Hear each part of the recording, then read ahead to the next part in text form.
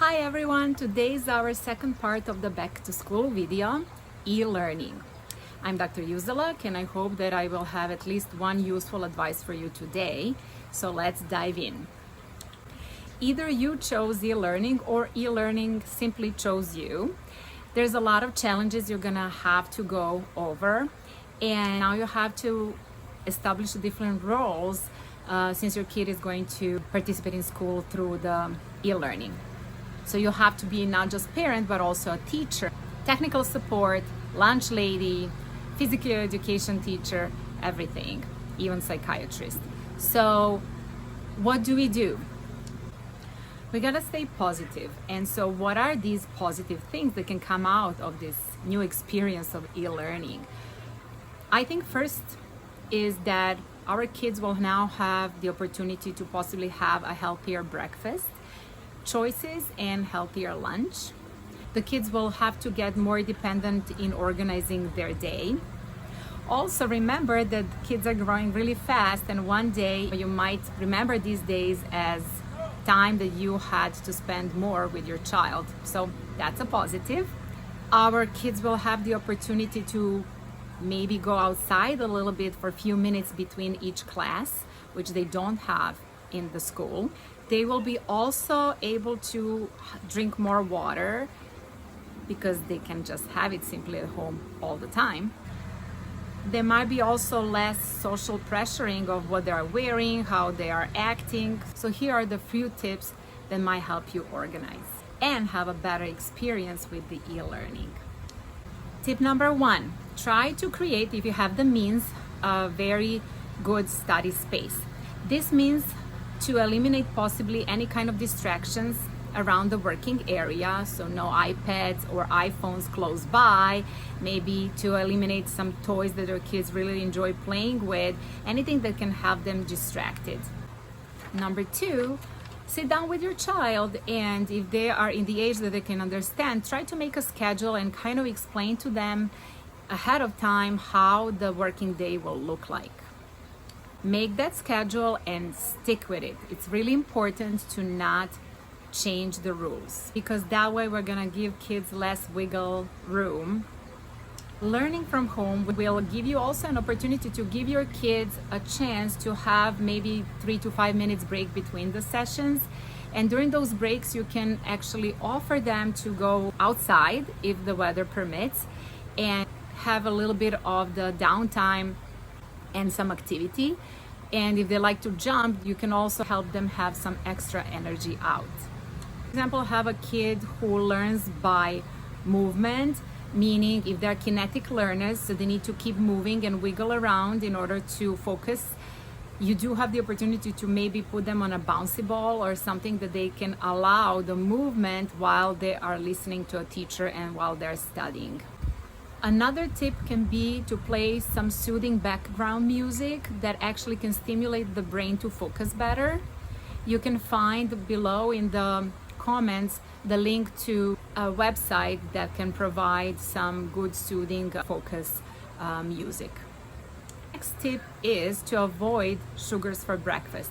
I wouldn't recommend any kind of orange juices for breakfast, nor a lot of pancakes with maple syrups, because when we have this sugar rush in the morning, after that our kid is going to be all boosted up and ready to go first, but then the insulin is going to kick and try to lower that and drop that sugar down, and then the focus is going to slightly start deteriorating.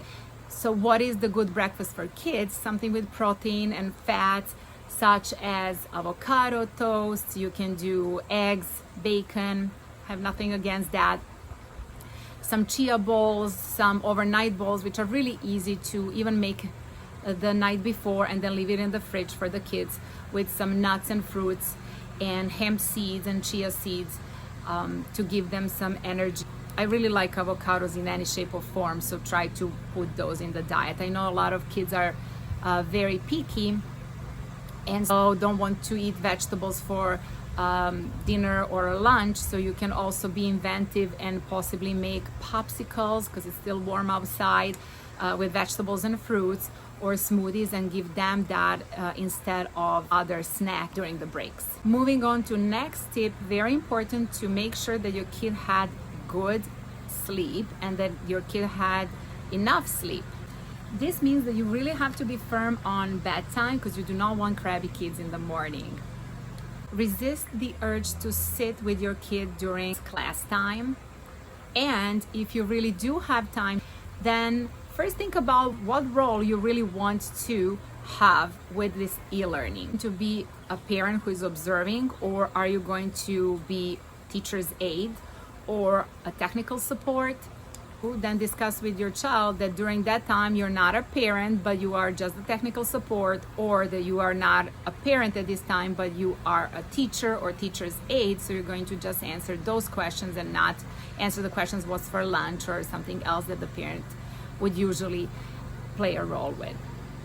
Also, make sure to schedule some time, especially during the weekends, for your kids to go outside and maybe do some hikes and play outside. They will be sitting a lot in front of the screens, so it's really important to keep them outside too.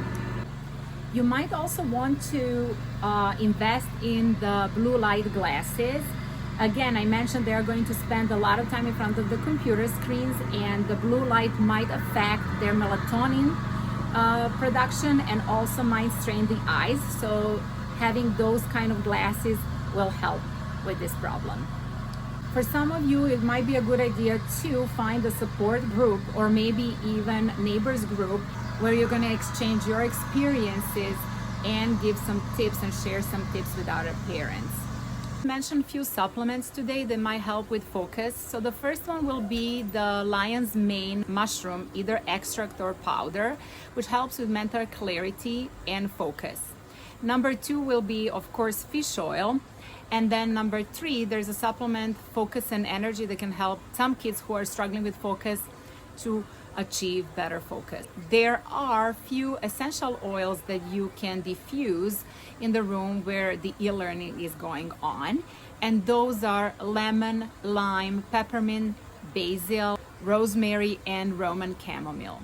Try to lower the electronic use after the school day is done because they already had a lot of exposure during the e-learning. And then there are some tips for you.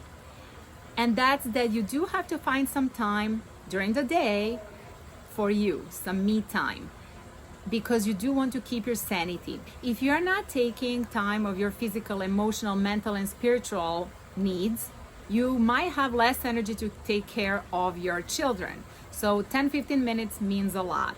Maybe try to read a book or meditate or take a warm Epsom salt bath at the end of the day. Maybe treat yourself with a massage once in a while. Do anything that you think that it might help you keep your sanity. And there are a few supplements that you can take, such as GABA supplement and magnesium. And some people might occasionally enjoy a glass of wine. Please don't make it more than that because we do not want to create alcoholics by the end of the COVID season and by the end of the e-learning. That's all, folks. Good luck to everyone with this new experience of e-learning. Bye-bye.